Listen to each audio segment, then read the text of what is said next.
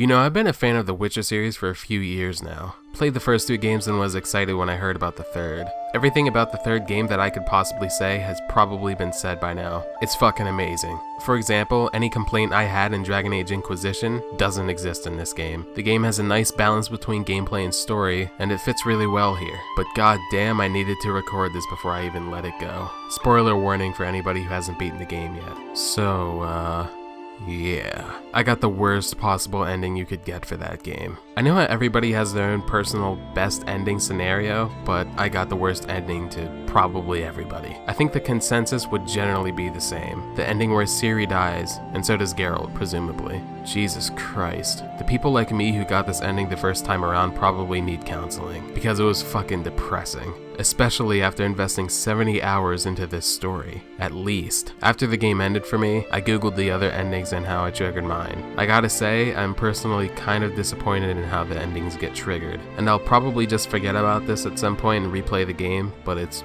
just disappointing. Alright, so whenever people say the big 3 endings, they're most likely talking about what happens to Ciri, as that's the biggest shift in what happens. What happens to Ciri is dependent on certain factors that the player doesn't even know about though. It literally boils down to these 7 times in conversation where you can either have a positive or negative impact on Ciri. I counted my own and I had a few positive, but 1 more negative than the positive, and because of that, Ciri died. Literally, if I had the fucking snowball fight with her, she would have lived. If I hadn't decided to help her talk to the Lodge, aka the group of bitches that I flat out don't even trust, probably more so than Geralt, I have a negative impact. At least that's what people are calling it. Seems black and white when you put it that way, but Jesus. I had a feeling that what you say to Ciri would affect something, but I didn't think it would actually change whether she fucking died or not. I could have saved her if I had a snowball fight. Really? And the annoying part is that you don't even know it's important whenever you're making the dialogue choice. They both just look like ways to help her.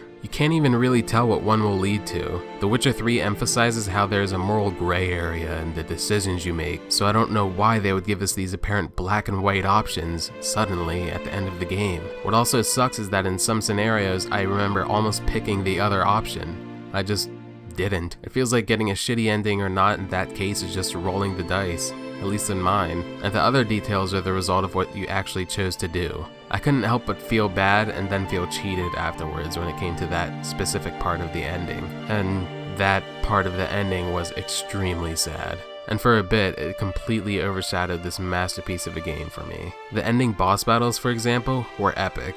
But whenever Geralt decided to sit there and die once he got Ciri's amulet, and then nothing happened, that was the nail in the coffin for me. That completely just overshadowed the rest of the game. But I want to make this a short video, so I'll stop here. These are just my thoughts on how you get the different endings for Ciri and how I felt like it was out of place. Don't get me wrong, I still love the game though, as it does practically everything else right in my opinion. I'm sure if you're a fan of the series or the game and you made it this far into my video, you probably feel a particular way about my opinion. Here, I got some dialogue options for you. I'll see you around.